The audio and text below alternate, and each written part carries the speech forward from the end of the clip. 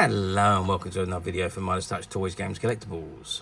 And today we're looking at something again which is now very old, is incredibly collectible now, and has become very, very difficult to find, especially in the condition that this particular item is in.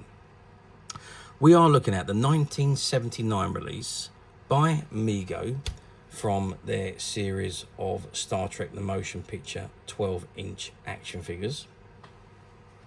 And this particular figure we're looking at today is of none other than Captain Kirk. And as he was seen in Star Trek the Motion Picture. Now, as you know, Star Trek the Motion Picture was all basically came about because of the success of Star Wars. And the Star Wars obviously made a massive impact into sci-fi. And everyone became very much into sci-fi television series again. So Paramount decided to reactivate the Star Trek program and produced the first movie, which was Star Trek the Motion Picture. And it was all based on the stars and the cast of the original television series, which ran from 66 to 69, and which was created by Gene Roddenberry. And Gene Roddenberry actually produced the movie. Now, the film's set in 2270s, and this mysterious and powerful alien cloud starts approaching Earth, destroying pretty much everything in its path. Admiral James T. Kirk, aka William Shatner, is given back the command of the Enterprise. Because he became a starbase admiral when he accepted promotion, but he's been given back the Enterprise to go and try and stop this cloud, which is known as Vija, which turns out to be Voyager 6, which was an unmanned probe that NASA launched hundreds of years prior, and ended up being taken in to a machine planet and was reprogrammed, and consciousness was brought into Vija, and it was sent back on its way to find its creator. Movie was a pretty good success. It was released December 7th, 1979. It ran for 2 hours and 12 minutes, and incidentally the budget for the movie was $44 million. And it netted back at the box office 139 million, so done rather well, quadrupled its money almost, and then obviously went on to spawn the next set of movies, which was the Wrath of Khan, the Search for Spock, the Voyage Home, the Final Frontier, and the Undiscovered Country, before Next Generation went to the movies and Star Trek Generation was born. Okay, let's not diverse too much. This is the figure in front of us. And at the very top of the figure, you can see it's item number 91210/1. Recommended for children over 4 years old. You got Star Trek logo, the movie logo. And you can see the figure of Admiral Kirk, or Captain Kirk, behind the window, and you've got the USS Enterprise, and on the at the bottom there you've got McCoy, Alea, Kirk, Spock, and Decker artwork images. And it's got Captain Kirk, 12.5-inch fully posable authentic costume Star Trek figures, and you've got Pedigree Toys, Wellingborough, England. Now, Pedigree Toys were the distributor for Mego in the UK for this range of figures. And at the bottom you've got the copyright information, 1979, Paramount Pictures Corporation, all rights reserved, and Mego licensing information and address there, as under license from Paramount Pictures Corporation, who are the trademark owners. Okay, that's the front of the box. Let's spin the box round and see what we got printed on the back. Okay, so I've turned the box around, and there you can see the 6 figures in this series of 12-inch figures. So it says Star Trek, collect all Mego's fantastic action figures to recreate the adventures of the crew of the Starship Enterprise.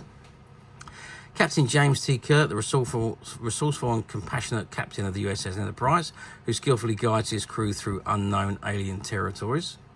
Mr. Spock, the half-human, half-Vulcan first officer of the Starship Enterprise.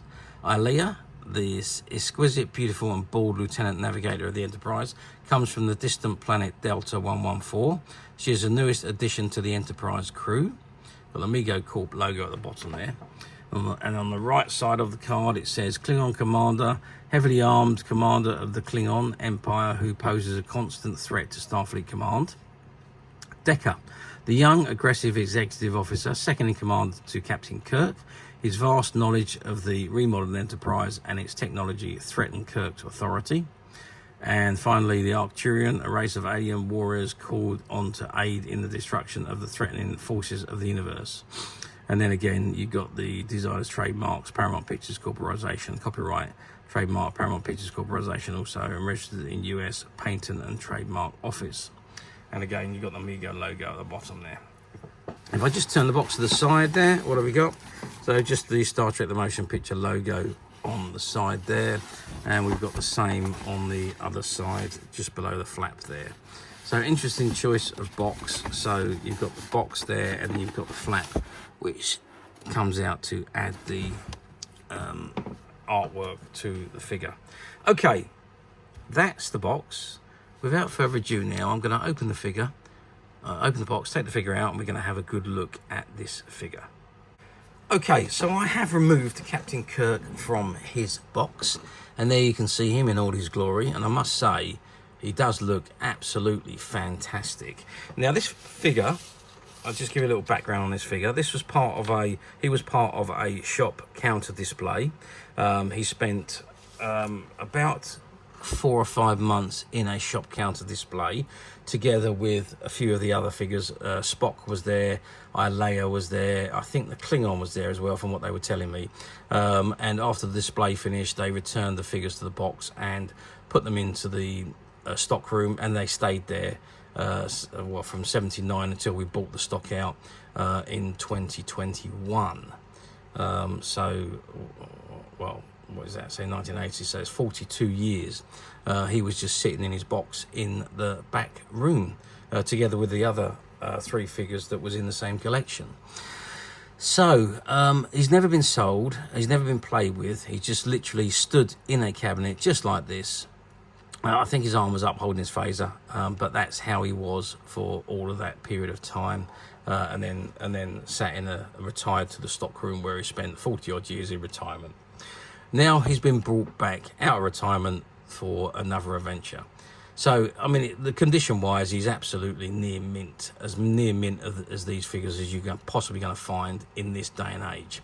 So let's have a zoom in on his face. You can see now, these particular Mego figures, they suffered with the faces greying because of the type of rubber that was used. They're quite soft faces, they're not hard faces, but they would suffer from greying. Now this particular figure, probably because it hasn't seen much daylight, has not had that effect. He still looks exactly like he would have been. There's a dirty mark on his nose there, but I think that's come from the window in the box, and that will wipe off. But otherwise, you know, the face is absolutely pristine. It's not a bad likeness of William Shatner as he appeared as Kirk in the movie. There's the back of the head there as well, and the front face. I think he looks absolutely stunning, really nice. I'm so glad he's not gone that grey colour, and he does look absolutely incredible, as does his uniform. Now, I wasn't a great lover of the motion picture uniform, but this particular one I think is very, very nice. The uniform has been done quite well. As you can see, he's got the Star Trek logo there on his left breast, and it's the blue uniform with the white center, and there's his Starfleet belt, and obviously he's got his captain rank bands around his sleeves, and down he goes there with his well, trousers, if you like, into his grey boots. So I mean, the uniform is absolutely fantastic, and you can see it's in absolutely pristine condition because of how the model has been, how the figure has been kept in all these years. So say it's never been displayed. Well, sorry, it was on the display. It's never been sold or played with. It's just been left in the box after it was taken out of that display cabinet, and he's absolutely fantastic. Now you can actually raise his arm, and there he is holding his phaser. Let's just look at him from the back as well. That's the back of his uniform. Let's stand him up. Again, the back of his head, the uniform is press buttoned at the back there, and it runs down again, the back of his top down to his trousers and boots at the back there. So really looks absolutely fantastic.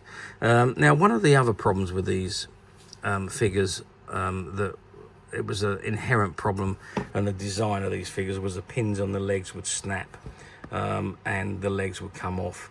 Now this one hasn't. Obviously you can see that the legs are still in a very good condition, and still standing absolutely fantastically unaided. So he's still nice and solid, and the joints are very good. So obviously, because he literally just stood in a cabinet just as he is now, and stayed there for 6 months or 3 months, however long it was, and then was put back to the box and sent to the stockroom. Let's check the articulation. Okay, so the head turns. We've got that. I think you can probably turn the head all the way around. In actual fact, yes, you can.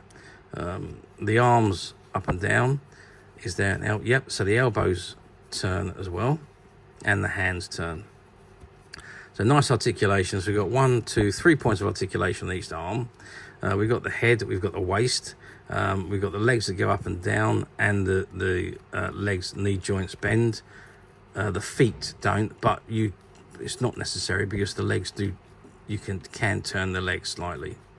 I wouldn't do it too much because I think that's what used to break the pins in the knee joints, and obviously this is an original one with no replacement, so I would be a little bit careful. After all this time, I'd imagine it would be a little bit fragile if you was to be a little bit overzealous with it. So we've got 2 points of articulation on each leg, 3 points on each arm. So that's 3, 6, 8, 10. The waist is 11, and the head is 12. So 12 points of articulation on this particular figure. And I've got to say, I mean, he's absolutely stunning. And we have already done a video on Spock, who was also just as good and looked just as stunning. But for me, this one is the better figure, I think, of them all. We still got a couple to do. We got the Klingon, we got Leia, which we will be doing at some point. But this particular figure, as I say, was my favourite because he was my favourite character from Star Trek when I was a little boy. Okay, to the point. Actually, before we do that, let's give him some measurements. So it says 12 inches, and that's exactly what he is, 12 inches or 30 centimetres. If let's just put his arms down, and let's measure him across his hands there, which is going to be the widest point. So we're 5 inches approximately, or about 12 centimetres. And if we measure him depth-wise, well, we're going to be looking at about probably about 7 centimetres in depth from the back of his head to the front of his feet. So yeah, 7 centimetres. So a nice size figure. Again, I think the 12-inch figures were never going to be as popular as the smaller ones with the kids. Because of, well, having said that, back in '79, Action Man was still very big, so could very well possibly been, which is probably the reason why Mego decided to do these in a larger scale. They also did the smaller versions, the 3 3/4 inch ones, and that was obviously to compete with the Star Wars figures. Because at the time Kenner was doing the 3 3/4 inch Star Wars figures, so they did basically gave the option. So you had the Action Man style figure like this, or you had the Star Wars type figure, which was the smaller ones. Obviously my preference is this figure because I think they're absolutely amazing. For the time, 1979, I mean, Mego was always a very good brand for action figures. Even their standard 8-inch figure was what launched the market really for action figures. So the quality and design of their figures has always been very good. As I say, there's a couple of points with these particular figures that these suffer from, and say the knee pegs was one of them, and the face is greying was another. Fortunately, this figure has not got either of those faults. As I say, that's because of the way it's been kept over all these years. So, question now: do these figures, or how well did they sell back in 1979? Yeah, I mean, Mego produced quite a lot of these figures. I don't know the exact numbers, but I do know there was a fair amount of these produced, and obviously they sold very, very well. I don't think there was as many as the smaller figures produced. However, obviously they over the years, we're talking 79 to 2025, we're talking 46 years since these came out. I mean, very few of them would have survived as well as this particular one. But yeah, I mean, they sold remarkably well, and for considering Star Trek was running off the back of, or in fact, there was lots of sci-fi series being running off the back of Star Wars. As I said earlier, Paramount reactivated their Star Trek franchise because of the success of Star Wars. And there was all sorts of other things that were done. Battlestar Galactica, the Black Hole. There's lots of other things that were done off the back of Star Wars. And obviously, but Star Trek became, well, it did become bigger than Star Wars at the end of Star Wars. Star Wars finished, the last movie was in '83, and then there was a lull right through until the late '90s. Well, Star Trek emerged, the films came out, the 6 films, and then of course Star Trek Next Generation hit the airwaves, followed by Deep Space Nine and Voyager. So it was very, very big. Star Trek became at that time, in the mid 90s and late 80s, mid 90s. Star Trek was the biggest franchise, sci-fi franchise in the world. However, Star Wars again took that mantle in the end of the end of the century, really, as the new films came out. Star Wars hit that heights that it had never been at, even in the original release. So, but anyway, I've digressed again. Yes, they done remarkably well, sold out, and here we are, 46 years on, 2025. Do they come up very often on the platforms? Well, you do see them come up on the platforms, I'm not going to lie. Some more popular than the others. You see a lot of Ilea coming up. Ilea and Decker, I think, are the 2 popular ones that come up. You do see Spock and Kirk from time to time. You see the Klingon rarely, and, well, the Arcturian you hardly ever see, and that's the rarest of all the figures. And I think that's because of the numbers that were produced. There was a lot less of the Arcturian and the Klingon that was produced than the other 4. Ilea, Decker, Kirk and Spock were the common figures that you got in a case. So those are the ones that you do see more of on the platforms. Although not as often as they used to be. They used to be everywhere on the platforms, these figures, but nowadays not very often. You can find them if you look hard enough, but say they are in various different states of condition, and also if you're buying on a platform, be wary, because obviously you're not buying new. They're too old to buy new. I mean, you might find old shop stock if you're lucky. They are going to be expensive if you do find old shop stock, but generally be vigilant, because they are going to be used, or they are going to be in different states of condition. And as I say, they do suffer, these particular figures suffer miserably from the graying of the face and the knee joints breaking. So just be a bit careful if you are going to buy on the platform. Or alternatively, you can come to us. And we do not believe in stock photographs at Midas Touch. What you see is the item you will be ordering. And this particular figure, as of today, is currently available on the Midas Touch website. Now, the only downside to this figure is it doesn't include the inner card that came in the box. Obviously, when they had them out and on display, they obviously, well, they think they threw away the cards. So there's no backing card in the box. It's just the figure and the original box, and obviously his phaser. But other than that, is pretty much as you would expect to find him had you gone into a shop in 1979 to buy him. He's in that good condition, and as of right now, he is available to purchase on the Midas Touch website. Now, we only have the one of him in this condition, and you can find him very simply by clicking the link below. It will take you straight to the website, and you'll be able to find him and many other Star Trek items and many other vintage toys, games and collectibles. Come to that. There's over 10,000 products currently available on the website for you to view and purchase at your leisure. And don't forget to hit the subscribe button, because we're uploading videos for every new item that goes into the website. There will be something for everybody, and I'm absolutely positive that this is something that you're not going to want to miss, because we literally have thousands and thousands of new items which we're shooting videos for and uploading on a daily basis. So if there's something in particular you are looking for, something old that you've never been able to find, something quirky that you might want to buy for a friend, or perhaps just something from your childhood that you'd like to own again to help you recuperate those long lost childhood memories, well, stay tuned, keep watching, because you never know the next item we upload could be that item you've been looking for. Okay, that is it for me on this particular item. I do hope you've enjoyed reviewing this wonderful 1979 Star Trek The Motion Picture 12-inch Captain Kirk action figure with me. Thank you for watching, and we'll see you again next video. So bye for now.